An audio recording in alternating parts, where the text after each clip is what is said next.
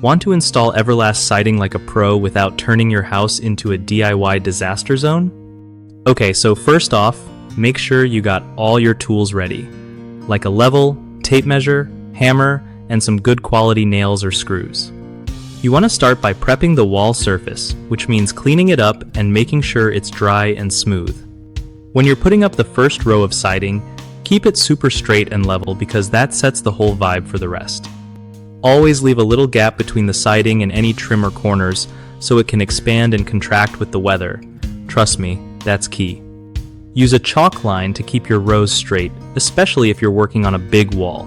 Cutting the panels? Use a fine-tooth saw or a utility knife for clean edges. No one likes jagged cuts. Overlap each panel properly to keep water out. Everlast siding is waterproof if you install it right. And don't rush, take your time to check each piece before nailing it down so you don't have to redo anything later.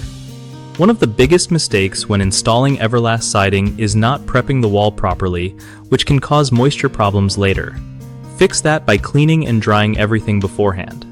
Another common slip-up is ignoring expansion gaps, which leads to buckling or warping when the weather changes. Just remember to leave those small gaps around trim and corners. The third issue is crooked rows. If your first row isn't level, the whole siding looks off.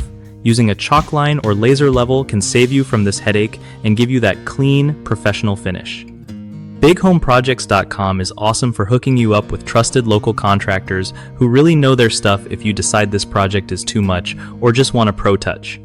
Plus, if you're a contractor yourself, they help you find new clients who need your skills, making both sides of the home improvement game easier and way less stressful.